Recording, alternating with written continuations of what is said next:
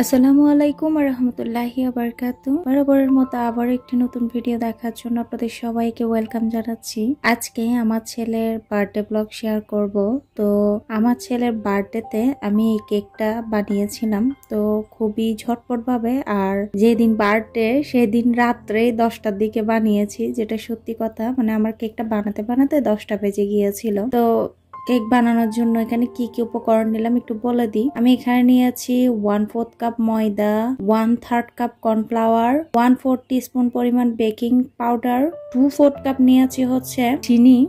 তো এখানে একটা কথা বলে দিই, সেটা হচ্ছে আমি ময়দার পরিমাণ না কম নিয়েছি, কারণ আমার ময়দা শেষ হয়ে গিয়েছিল। সেজন্য আপনারা এখানে ময়দার পরিমাণ বাড়িয়ে 1/2 কাপ নিতে পারেন। আর 1/2 কাপ ময়দা নিলে চিনি দিবেন হচ্ছে 2/3 কাপ। হ্যাঁ, উঁচা করে করে দিতে হবে। আর আমি এখানে যেহেতু 1/4 কাপ ময়দা নিয়েছি, সাথে হচ্ছে 1/3 কাপ নিয়েছি কর্নফ্লাওয়ার, সে কারণে কিন্তু আমি 2/4 কাপ নিয়েছি চিনি। তো এরপরে আমি ময়দা, কর্নফ্লাওয়ার আর হচ্ছে যে 1/4 টিস্পুন পরিমাণ বেকিং পাউডার নিয়েছি, সেটা সহকারে একসাথে চেলে নিব। আর আমি 2 থেকে 3 বার চেলে নিব এগুলোকে, যাতে করে কেকটা ভালোভাবে স্পঞ্জি হয়। মানে 2 থেকে 3 বার চেলে নিলে এখানের ভেতরে এয়ার ক্রিয়েট হয়, আর এতে করে কেকটা খুবই স্পঞ্জি হয়। তো যাই হোক, আমি চালার সময় তো দেখতেই পেলেন ছোট ছোট হাত, এগুলো হচ্ছে যার বার্থডে তারই হাত। তো ওর কথা কি বলবো, আমি যখনই কেক বানাতে যাই সে নাকি কেক বানানো শিখবে, এমন করে আর কি। না জানি আমি যদি বেকার হতাম, আল্লাহ জানে আমার কি হাল হতো। তো যাই হোক, এখানে 4টা ডিম নিয়েছি আমি। ও শুকনো উপকরণ কিন্তু কম দিয়েছি এখানে, বলতে গেলে ময়দার পরিমাণ কম। তো আপনারা চাইলে ময়দাটা 1/2 কাপ দিতে পারেন। তো 4টা ডিমকে আমি কুসুমের সাদা অংশ আলাদা করে 5 ফোঁটা ভিনেগার দিয়েছি। তো আমি কিন্তু এখানে বেকিং সোডা টোডা ইউজ করিনি, জাস্ট বেকিং পাউডার দিয়েই আমি কেকটা তৈরি করেছি, দেখতেই পেয়েছেন। তো যার কারণে ভিনেগার দিলে কোনো প্রবলেম হবে না। আর ভিনেগার যখন দিবেন কেকের সাথে, যখন কিনা বেকিং পাউডারটা থাকে, তখন কিন্তু ভিনেগারের কারণে কেকটা খুবই সফট হয়। তো এরপরে আমি হোয়াইট অংশটার মধ্যে 1/4 কাপ যে চিনি নিয়েছি সেগুলোকে অল্প অল্প করে দিয়ে ম্যারাং তৈরি করে নিয়েছি, একদম স্ট্রিপি একটা ম্যারাং বলতে পারেন, দেখতেই পাচ্ছেন। এরপরে আমি যে ডিমের কুসুম ছিল সেগুলোকে প্রথমেই অল্প চিনি দিয়ে আর ভ্যানিলা এসেন্স দিয়ে একটু করে মিক্স করেছি। তারপরে কিন্তু আমি এই যে দেখেন অল্প অল্প করে চিনি দিব আর হচ্ছে বিট করতে থাকবো। চিনিটা যতক্ষণ না গলবে ততক্ষণ পর্যন্ত লো স্পিডে বিট করতে থাকবেন। আর বিট করতে করতে চিনিগুলো গলতে গলতে এক সময় দেখবেন ডিমের কুসুমটা এমনটা কালার হয়ে গেছে, মানে সাদাটা হয়ে গেছে। তো এইভাবে করে কেকটা তৈরি করলে কিন্তু খুবই পারফেক্ট হয় আর খুবই সফট হয়। কারণ হচ্ছে প্রথমে তো আমি দুভাবে মিশিয়েছি, দেখতেই পাচ্ছেন। এতে করে কিন্তু ডিমের ম্যারাংটা একদম নষ্ট হওয়ার চান্স নেই। আর দ্বিতীয়ত হচ্ছে আমি শুকনো উপকরণের মধ্যে কর্নফ্লাওয়ার পরিমাণ বেশি দিয়েছি। কর্নফ্লাওয়ার পরিমাণ বেশি দিলে না কেকটা খুবই মজা হয়। আমি যদি মিথ্যা বলি, আপনারা একবার ট্রাই করে দেখবেন। তো আমি কুসুমটাকে ভালোভাবে মিক্স করে তার সাথে 1 টেবিল চামচ পরিমাণ তেল দিয়ে এরপরে কিন্তু আবারও মিক্স করে নিচ্ছি। তো এই 4টা ডিমের সাথে কিন্তু আপনারা চাইলে 1/2 কাপ কর্নফ্লাওয়ার আর হচ্ছে 1/3 কাপ ময়দা দিতে পারেন। তা না হলে 1/2 কাপ ময়দা দিতে পারেন, 1/3 কাপ কর্নফ্লাওয়ার দিতে পারেন। যদি 1/2 কাপ কর্নফ্লাওয়ার আর হচ্ছে 1/3 কাপ ময়দা দেন, টেস্ট আসবে একরকম, যেটা কিনা বাহিরের দেশে প্রফেশনাল বেকাররা তৈরি করে তেমনটাই টেস্ট আসবে। আর যদি 1/2 কাপ ময়দা আর হচ্ছে 1/3 কাপ পরিমাণ কর্নফ্লাওয়ার দেন, এতে করে মোটামুটি মানে সুন্দরই হবে, খারাপ হবে না, খারাপ বলবো না। মানে আমাদের দেশের যেরকম স্পঞ্জ কেকটা হয় তেমনই হবে। তো যাই হোক, এই তো এরপরে আমি প্রথমেই ডিমের কুসুমের সাথে অল্প করে সাদা অংশ, মানে যে ডিমের যে ম্যারাংটা ছিল সেটা মিক্স করে নিয়েছি। তারপর কিন্তু অল্প করে আমি শুকনো উপকরণ দিয়ে মিক্স করে নিয়েছি। আর এটা কিন্তু দিয়ে করবেন, হ্যান্ড বিটার দিয়ে, এতে করে কিন্তু মানে সুন্দরভাবে মিক্স হয়। আস্তে আস্তে করে করে করতে হবে, তা না হলে কিন্তু মানে ম্যারাংটা নষ্ট হয়ে যাবে। তো এরপরে কিন্তু আমি যে মিক্সিংটা করেছি ডিমের কুসুমের সাথে, সেখান থেকে অর্ধেক দিয়েছি। তারপরে কিন্তু বাদ বাকি শুকনো উপকরণগুলো দিয়ে দিলাম। আমি 2 বার করে মিশিয়েছি বলতে গেলে, আপনারা চাইলে 3 থেকে 4 বার করে মিশিয়ে নিতে পারেন, বিশেষ করে যারা নতুন তাদের উদ্দেশ্যে বলছি। তো আমি যখন কেকটা এভাবে করে তৈরি করি, কুসুম আর ম্যারাংটা আলাদা আলাদা করে বিট করে, তখন কিন্তু আমি আলাদা আলাদা করে ভ্যানিলা এসেন্সটা দিই। আর আজকে আমি ম্যারাং এর সাথে ভ্যানিলা এসেন্সটা দিতে ভুলে গিয়েছি, যার কারণে এখন দিয়ে আবারও মিক্স করে নিচ্ছি।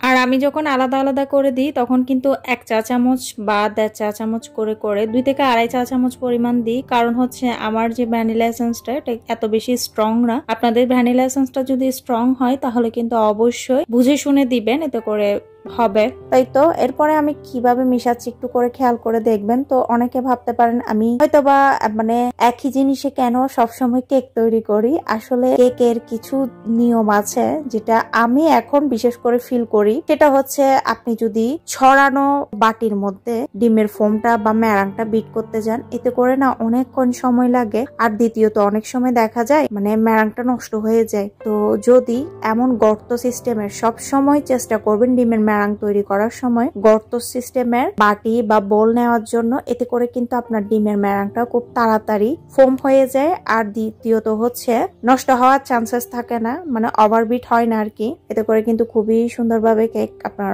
মানে পারফেক্টলি তৈরি হয়। তাই তো এরপরে দেখতেই পাচ্ছেন আমি খুবই সুন্দরভাবে মিক্স করে তারপরে কিন্তু মোল্ডের নিচে শুধুমাত্র নিচে তেল দিয়ে এরপরে পেপার দিয়ে যে কেকের মিশ্রণ গুলো মিক্স করেছি সেগুলো ঢেলে দিলাম। তারপরে কিন্তু প্রথমে একটু ড্যাব ড্যাব করেছি, দেন আমি কাঁটা চামচের সাহায্যে ভেতরে যে বাবলস গুলো থাকে সেগুলো বের করে নিয়েছি। এরপরে কিন্তু আবারও ড্যাব ড্যাব করে আমি কেকটাকে প্রায় 35 মিনিট মতো বেক করেছি।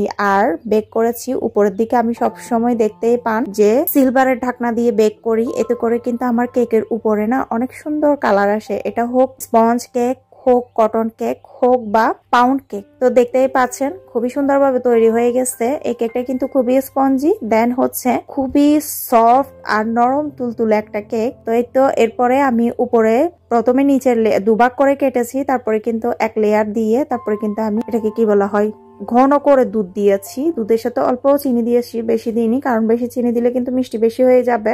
তো অল্প করে চিনি দিয়ে আমি দুধের সিরাপ দিয়েছি, সুগার সিরাপ দিইনি। তারপর কিন্তু ক্রিম দিয়েছি, দেন উপরে লেয়ারের যে কালারটা আসছিল তো সেটা ফেলে দিয়েছি, কারণ সেটা যদি না ফেলি তাহলে কিন্তু দুধটা ভেতরে সোক করবে না। তো উপরে যে কালারটা এসেছিল সেটা আমি আলতো করে করে ফেলে দিয়েছি, কাটতে হয়নি, জাস্ট হাত দিয়ে আলতো করে করে টানলে উপর থেকে উঠে আসবে এটা, যেহেতু এটা পাউন্ড কেক না স্পঞ্জ কেক। তো এটা ফেলে দিয়ে তারপরে কিন্তু আমি দেখতে পেয়েছেন উপরের লেয়ারটা দিয়ে তারপরে উপরে দুধের মানে সিরাপটা আবারও দিয়ে তারপরে কিন্তু আমি ক্রিম দিয়ে ভালো করে ডেকোরেশন করে নিয়েছি। আলহামদুলিল্লাহ এখন আস্তে আস্তে ডেকোরেশন করতে পারছি। দেখছি আসলে ট্রাই করতে হয়, যে কোনো জিনিস প্রথম থেকেই পারা যায় না, যখন আস্তে আস্তে ট্রাই করে তখন কিন্তু শেখা হয়। তো আমার কাছে না গোলাপ নজেল নেই, বাট একটা গোলাপ নজেলের মতো ছিল, সেটাকে চেপে দিয়ে গোলাপ ফুল দিতে চেয়েছিলাম, বাট এটা হচ্ছিল না, যার কারণে গোলাপের কলি বানিয়ে দিয়েছি। তো আমার কাছে মানে কেকের সরঞ্জাম বলতে সেরকম কিছুই নাই, সুগার বল বলেন বা অন্য কিছু সেগুলো কিন্তু নাই, আর আমি এখানে পাচ্ছিও না, যার কারণে আমি ডিরেক্টলি হোয়াইট রেখেছি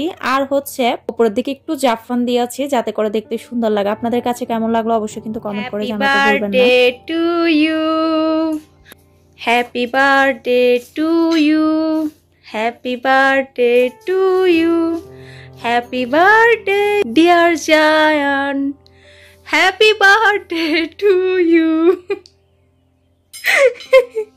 এখানে কেউ নাই, আমরা আর আমরা, সে কারণে এখানে কোনো প্রকার সাউন্ড নাই।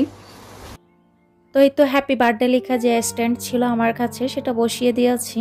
আর সত্যি বলতে না এবছর আমার ছেলের বার্থডে না সেভাবে মানে প্রিপারেশন নিয়ে চিন্তা ভাবনা ছিল বাহিরে যাব, বাট আমাদের গাড়ি নষ্ট হয়ে গেছে। আর গাড়ি না একবার নষ্ট হলে দেখা যায় অনেক কিছু অনেক কাজ করা হয়, তো সে কারণে আর যাওয়া হয়নি। আর দ্বিতীয়ত হচ্ছে আমার হাজবেন্ডের অনেক কাজের চাপ বেড়ে গেছে, কারণ এখন আরবিরা কিন্তু বিভিন্ন দেশ থেকে ব্যাক করছে নিজের দেশে। এতদিন তো গরমকাল ছিল, তো গরমকালে কিন্তু আরবিরা বিশেষ করে ইউরোপ কান্ট্রিতে বা ঠান্ডা যেসব দেশ আছে সেখানে চলে যায়, আর যখন উইন্টার আসে তখন আস্তে আস্তে ব্যাক করে তাদের দেশে। আর যখন তারা আসে তখন মানে আমার হাজবেন্ডদের কাজের চাপ বেড়ে যায়, কাস্টমাররা বারবার ফোন করে। তো এই হচ্ছে কথা আর কি। তো ইনশাল্লাহ যাব খুব শীঘ্রই, কিছু একটু মানে সেটিং করে নেয় সবকিছু, তারপরে যাব আর কি। আর এই তো আমাদের আগের ব্যাটটা ফেলে দিয়ে এখন নতুন আরেকটা ব্যাট আনা হয়েছে। তারপরে কিন্তু আমি এই যে ম্যাচ করা বেডশিট, এরপর হচ্ছে বালি ব্ল্যাঙ্কেট নিয়ে নিয়েছি। তো এরকম ইলাস্টিক সিস্টেমের বেডশিট গুলো না আমার কাছে খুবই ভালো লাগে, ইদানিং আমি সেরকমই কিনে ইউজ করছি, কারণ হচ্ছে